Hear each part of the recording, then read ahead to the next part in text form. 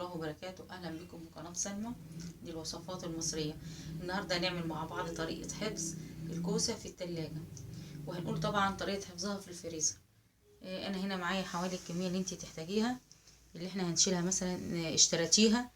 دي حوالي معايا كيلو ونص. انا طبعا مش هعملهم دلوقتي، لو انا هطبخهم او هحشيهم. الطريقه اللي انا هحفظهم في التلاجة، انا عندي هنا منديل ورق، هو منديل مطبخ. طبعا انت ممكن تجيبي علبة، بس انا عشان ما تاخدش مكان كتير عندي في التلاجة فهوريكم طريقة سهلة ان شاء الله. احنا نجيب الكوسة كده بالشكل ده، نروح عاملاها كده. الفكرة من المناديل دي انها بتمتص اي رطوبة، اي مية، اي حاجة. المية دي ما بتدخل للكوسة فبتبوظها وبتخليها يكون عليها عفن كده. بالطريقة دي كده، هي الرصة دي بالظبط كده اهو، مش هتاخد مكان في التلاجة عندك كتير اهي. رص بالشكل ده. الكمية دي حوالي كيلو ونص زي ما قلت لكم. برضو هبتدي كده ارص صف صف كده عشان نحافظ عليها. بدل ما بتحطيها في الكيس تاني يوم تلاقيها عفنت فبتضطر ترميها. بالشكل ده تكون طبقات كده، من كل طبقة وطبقة منديل. اكمل الباقي وارجع لكم. هنا بقى برضو هنبتدي برضو الرص. انا رصيتهم، طلعت الرصة دي مرضتش ارص زيادة عن كده عشان مش هيقضي. بعد كده نبتدي تاني نعمل نفس الصف برضو لو في علبة، بس انا ما عنديش مكان كتير في التلاجة يعني، فاحنا نختصر ونحطهم في كيس بالطريقة دي. طبعا انت عايزة تعمليها طبعا تحطيها في الفريزر. طبعا هنعملها مثلا لو شوربة خضار، بتجيبيها تكحتيها او اول تغسليها وتكحتيها وتقطعيها مربعات صغيرة. مية مغلية زي ما انا قلت في كتير من وصفات التفريز، مية مغلية وبتحطيها مثلا فيها شوية مية وملح وتغلي، تسقطي فيها الكوسة سواء مربعات او حلقات، وبتطلعيها وبتحطيها في مية ساعة على طول، وبتصفيها وبتشيليها في الفريزر. دي طريقة الحفظ بتاعتها. بالنسبة للطريقة بتاعتنا دي احنا هنحطها في التلاجة. هي اوانها دلوقتي مش دلوقتي الكوسة، ممكن في الصيف بتبقى كتيرة قوي لو انتي للحفظ. دلوقتي احنا بنجيبها استخدام عادي كده، نحطها في التلاجة بنستخدمها. كنتي هتطبخيها كوسة ليها استخدامات كتير صراحة. شوربة خضار بالبشاميل جميلة جدا الكوسة.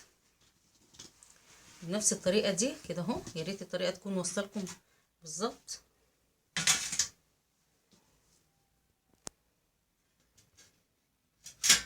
كده.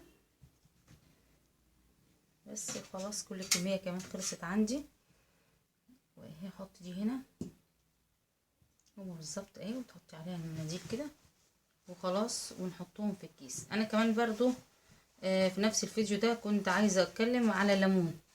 الليمون طبعا بتجيبيه بيكون في اوانه، بيكون في اوانه بنجيبه وبنتخزين طبعا في الفريزر. هو بالشكل ده كده، بشيله زي ما هو في الكيس كده، وبشيله كده في الفريزر كده كحفظ الليمون، لا عصر ولا اي حاجه. انا عندي هنا ليمون، جايبه لكم برضو ليمون هنا كان من السنه اللي فاتت، هو بس عليه تلج اهو. بتطلعيه عادي وبتستخدميه، بس تقريبا ما ينفعش للعصير مثلا لو هتحطيه في الخلاط والكلام ده اهو.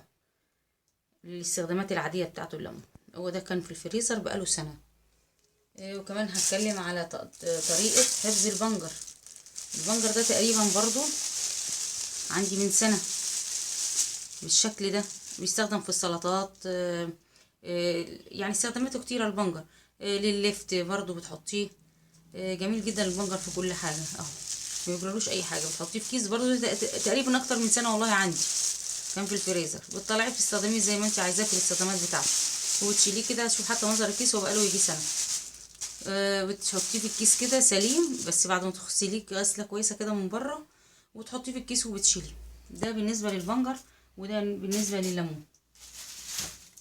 ودي الطريقه بتاعتنا بتاعت الكوسه. بس اظبطها شويه اهي، ما خدتش مكان خالص. نظبط دول بس كده اهو، بدل العلبه صراحه هتاخد معايا مكان كتير بس تجيب كيس وحطهم في التلاجة وتشيلهم في الفريزر، لا تشيلهم في التلاجة للاستخدام اللي انت عاوزاه. وبالنسبه للتخزين طبعا انا ذكرت التخزين، بس هي طبعا هي مش وقتها، لما تكتر كده وترخص شويه بنجيبها وبنفرزها طبعا. اذا كنت هتفرزيها شوربه خضار، للبشاميل، حسب استخدامك للطبخ. عايزه مثلا تعمليها للتقويل الكوسه، للنحش كوسه، بتقوريها برضو، ويا تعمليها في سمن كده خفيف، يعني تشوحيها في زيت كده خفيف من بره، وبتحطيها في برضو تخليها تصفي وفي الاكياس على طول. او في ناس بتشيلها كده برضو، بس متهيألي هتبقى شاربة مية كتير برضو وهتجلد. فانتي هتعمليها الطريقة دي زي ما يعجبك. ان شاء الله لما تكتر كده باذن الله الكوسه هنبقى نعملها مع بعض، طريقتها تخزينها عملي كمان. وانا قلت لكم طريقتها كده، ان شاء الله تعجبكم باذن الله. وان شاء الله تكونوا استفدتوا من الفيديو، من المعلومات البسيطه دي. بشكركم جدا، والسلام عليكم ورحمه الله وبركاته.